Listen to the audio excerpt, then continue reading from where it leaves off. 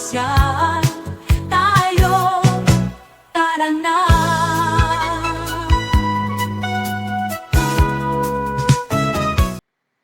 So again, let's walk and I'll show you our next destination.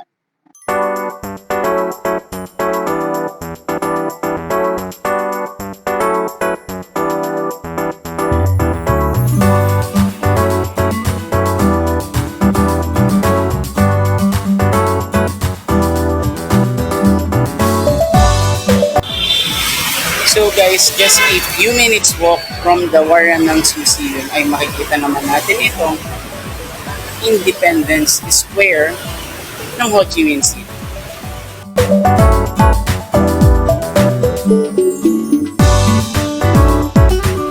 So ito yung Independence Square. Ayan, sa likuran ko. At kagaya nga na sinabi ko kanina, about 5 minutes walk lang ito from the Waranang's Museum. So, ayan yun.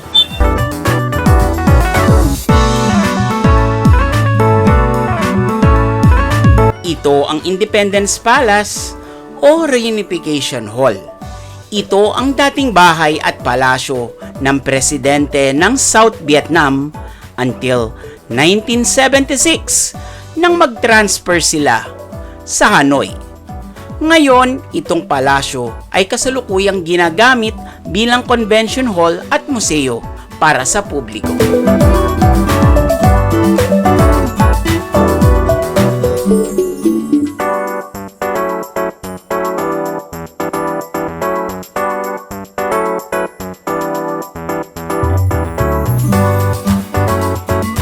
We traveled for a few minutes once again via a motorbike.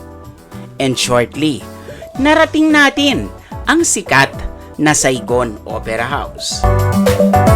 Ang Saigon Opera House ay matatagpuan sa pinakasentro ng Ho Chi Minh City. Malapit ito sa Metro Station at Bentan Market. Meron itong French-Vietnamese architecture na dinisenyo ng French architects. Ang gusaling ito ay naitayo ng taong 1900s at ginamit itong government building until 1975 at naibalik bilang teatro ng taong 1976. Saigon is a mixture of old and new. Ipapansin ninyo ang mga istruktura dito, kagaya ng mga nakapaligid dito sa Opera House na akala mo ay nagta-time travel ka sa unang panahon. Talagang napreserba ang itsura ng mga ito na nagbibigay ng kakaibang vibes pag nandito ka.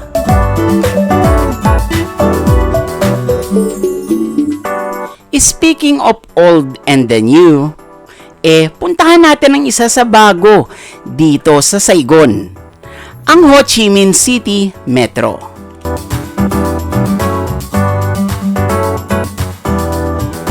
Okay, so now we will be trying the Ho Chi Minh City Metro, and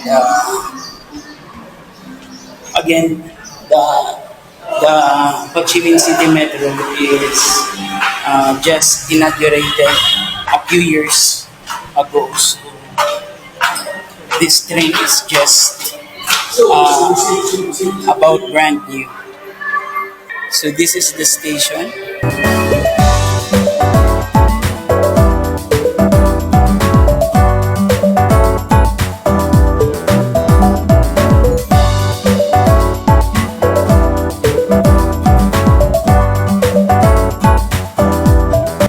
Okay, so I got my ticket from that vending machine over there. And now let's go inside the Saigon Metro or the Ho Chi Minh City Metro.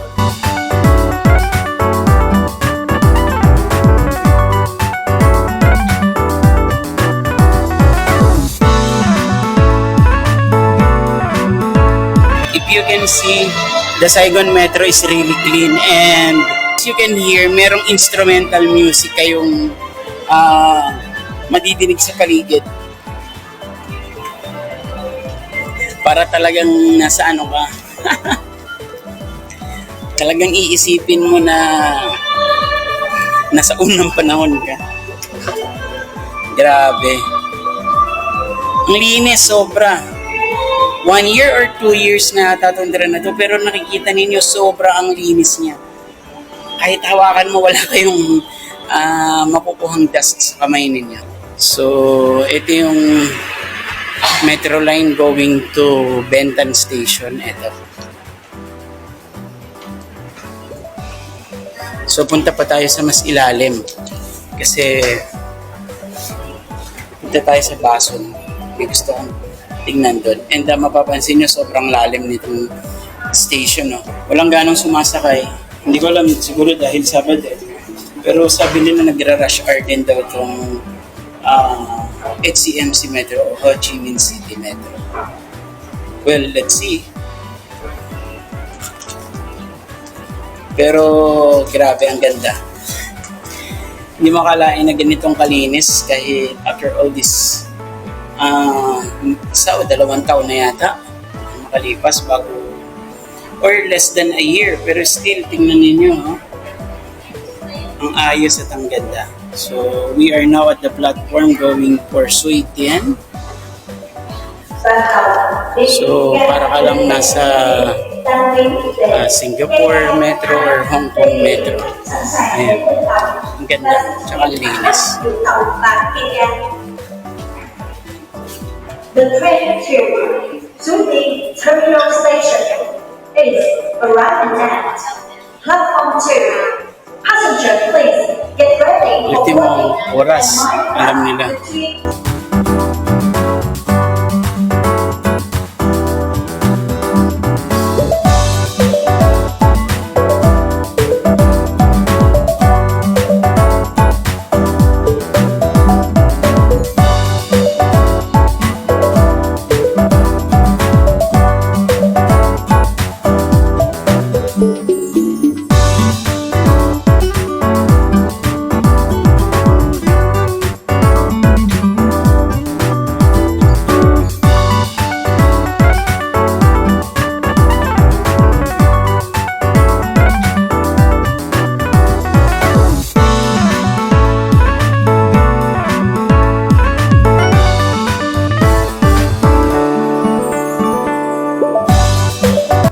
Okay, so we are now in Bason and let's explore this area. So I just got off from the Saigon Metro. Ayan. Lobat na yung isang phone, so I need to find some coffee shop where I could charge my phone and at the same time, just stay for a while. Oh, it's raining once again. Well, that's Saigon.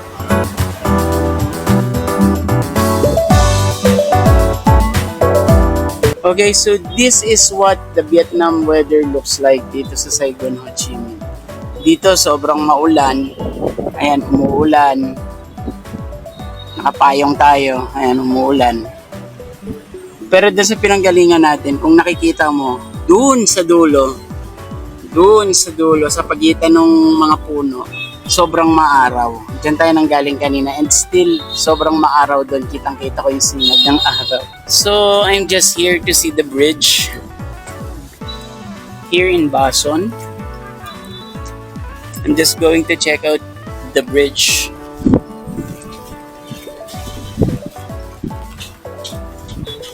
And it's beautiful.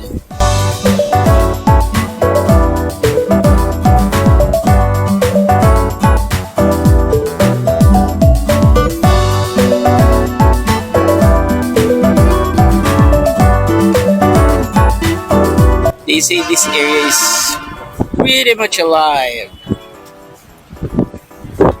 during the night time. Pero it's daytime today. Umuulan pa. Saan kaya ang mga ikutan dito? Well, pag nahirapan tayong hanapin, balik na lang tayo sa City Central. But still, I came for the bridge. I came to see this bridge. yung pinakita ko sa inyo.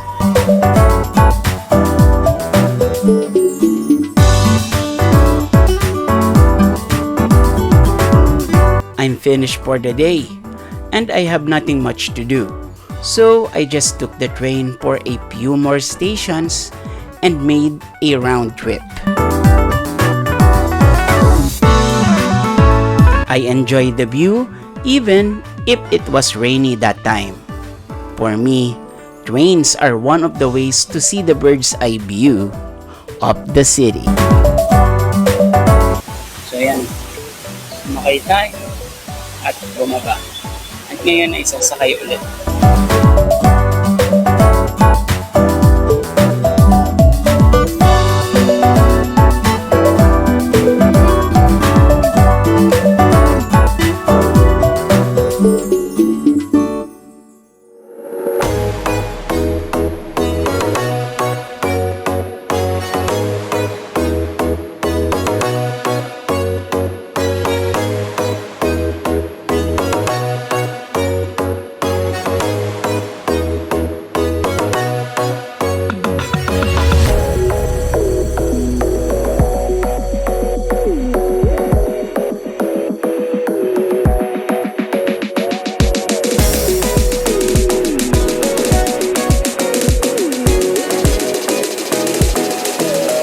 So, lobat na yung cellphone ko. Good thing na lang, merong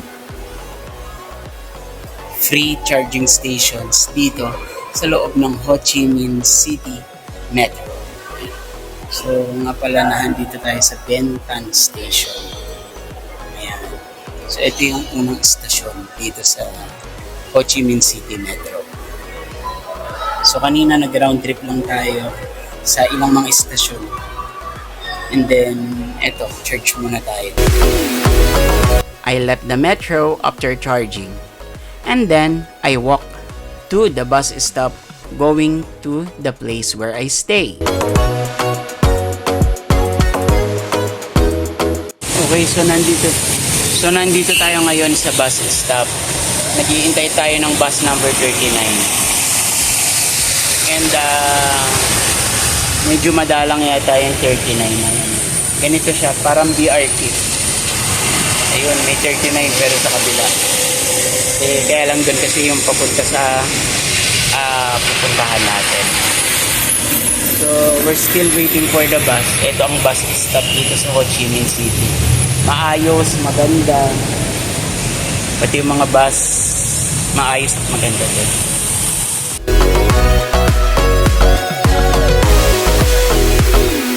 The bus arrived after a few minutes.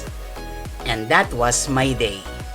But guys, stay tuned for the second day of my visit to Ho Chi Minh City.